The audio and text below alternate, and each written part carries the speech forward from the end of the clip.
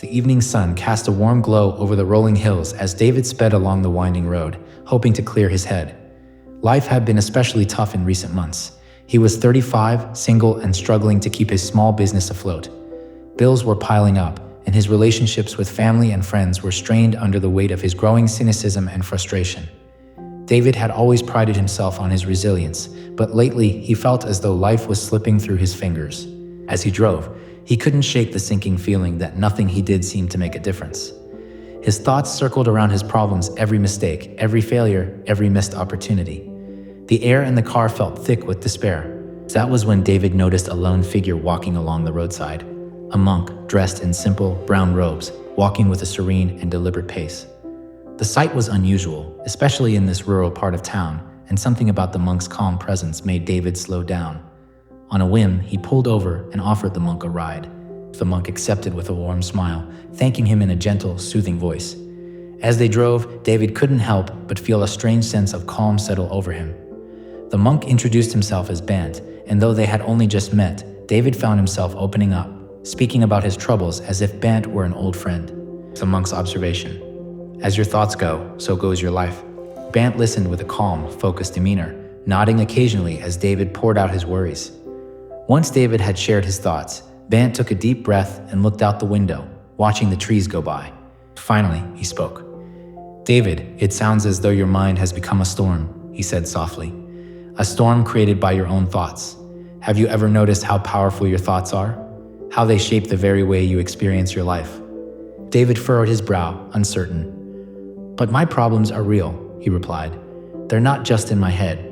I'm struggling with bills, relationships, and a business that's failing. My thoughts didn't create those problems." The monk smiled knowingly. "Ah, but as your thoughts go, so goes your life. Problems arise. Yes, that is part of living. But the way you think about them, the stories you tell yourself, those shape how you experience those challenges." Bant's words echoed in David's mind, lingering there. He realized he had been consumed by his thoughts, replaying his worries over and over like a broken record. The monk was suggesting something simple yet profound, that while David couldn't control the circumstances of his life, he could control how he thought about them. Seeing David's expression soften, Bant continued, "Let me tell you a story." As they continued driving, Bant told David a story that had been passed down in his monastery, a story about a young man named Ananda. Ananda, Bant began, was a farmer who inherited a small piece of land from his father. Determined to make something of it, he went to work, planting seeds and watering them every day. He poured his heart into that land, but it bore little fruit, and he grew discouraged. One day, a wise sage visited Ananda and gave him 2 seeds. "These seeds will determine the quality of your life," the sage said. "Take care of them as you would your own mind." Ananda, confused but curious, planted the seeds. To his surprise, they grew into 2 distinct plants. Bant's voice grew softer, as if inviting David to imagine the garden in his mind. One plant Ananda named Hope. It bore beautiful, nourishing fruits. The other plant he called Despair. Its fruits were bitter and spread their bitterness to anything they touched. Ananda realized that the plant of hope flourished when he nurtured it, giving it water and sunlight. But if he neglected it, despair grew wild, spreading its bitterness throughout his garden. David felt a chill as he pictured Ananda's 2 plants.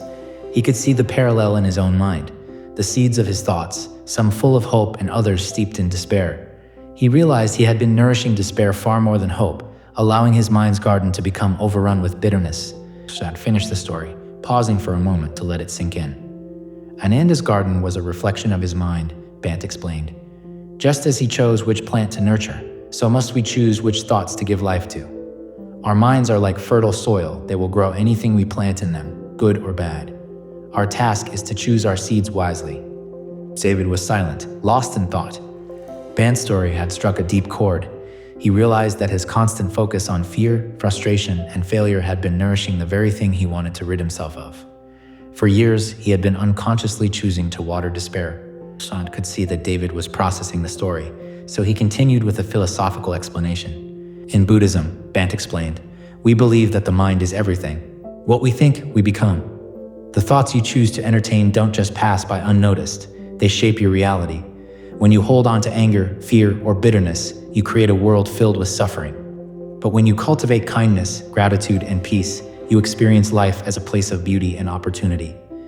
Bant's words echoed the teachings of countless philosophers and psychologists who have explored the mind's power to shape our experiences. The Stoics, for instance, taught that our interpretations of events, rather than the events themselves, determine our happiness or suffering. And in modern psychology, the principle of cognitive framing reinforces the same idea. Our thoughts act as a lens through which we interpret the world, and this lens can either distort reality or clarify it. Bant offered an example. Imagine a person standing in the rain.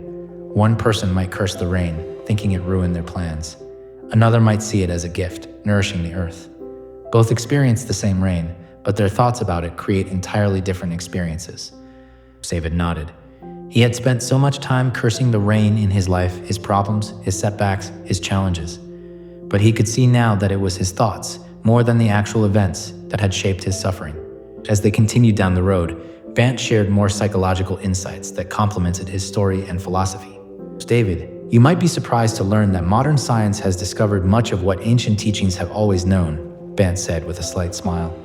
Our minds are not just passively receiving thoughts, they are constantly creating pathways, like trails in the forest. When we think a thought repeatedly, it becomes a well-worn path, and we are more likely to walk it. This concept, Bant explained, is known as neuroplasticity. Our brains are constantly changing and adapting based on the thoughts we repeat. The more we think negative thoughts, the stronger those neural pathways become. But the reverse is also true. By choosing positive, constructive thoughts, we can create new, healthier pathways in our minds. So imagine your mind as a forest, Bant said. Every thought is a path. If you walk a path of despair day after day, it becomes easier to find and follow. But if you choose to walk a path of hope, eventually it becomes the clearer trail. David could see now how he had been walking down the same negative paths for years, reinforcing them with every worry and complaint. But Bant's insight gave him hope. He realized that with conscious effort, he could begin to create new paths in his mind, pathways that would lead him toward peace rather than suffering. As they drove further, David confessed, Bant, this all makes sense, but how do I actually change my thoughts? I can't just stop thinking about my problems. Bant nodded sympathetically. It's not about ignoring your problems, David. It's about choosing how you respond to them. You see, your thoughts are like the waves on the surface of a lake. They can be calm or stormy, but beneath them lies a place of stillness. If you can find that stillness within, you'll be able to observe your thoughts without getting swept away. Bant suggested a simple daily practice to help David shift his mindset: gratitude. Start each morning by thinking of 3 things you're grateful for. It can be something as small as the warmth of your bed or as profound as the love of a friend. When you focus on what you have, you shift your mind away from what you lack.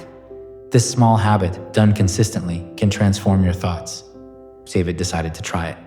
He realized that gratitude would help him cultivate the hope plant in his mental garden, nurturing it little by little. And the more he nurtured hope, the less room there would be for despair to grow.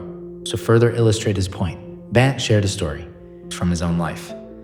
I was not always a monk, he said, his eyes glimmering with a trace of nostalgia. There was a time when I was much like you, caught in the storm of my own thoughts. Bant explained that he had once been a businessman, working tirelessly for success. But his endless pursuit of achievement left him feeling empty and exhausted. It was only when he encountered a wise teacher who taught him about the power of thought that he began to change. Bant learned to observe his mind, letting go of his attachment to success and finding peace in the present moment. This journey was not easy, and it didn't happen overnight, Bant admitted. But each day, I chose to cultivate thoughts of peace and gratitude, and in time, my life transformed. David listened, feeling a deep sense of respect for the monk's wisdom. Bant's story gave him hope that he, too, could change, that he could reclaim control over his mind and find peace amid life's challenges.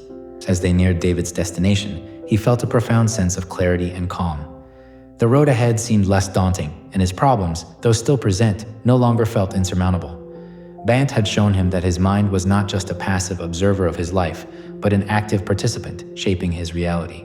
When they parted, Bant left David with a final piece of advice. Remember, David, the journey of 1,000 miles begins with a single step. Choose your thoughts wisely, and you will shape your life into something beautiful. David thanked the monk and watched him walk away, feeling a sense of gratitude he hadn't felt in years. As he drove home, he reflected on Bant's words, realizing that he had been given a precious gift, the knowledge that his thoughts were powerful tools, capable of creating a life filled with either despair or hope. And from that day forward, David made a commitment to himself. to walk the path of hope, one thought at a time.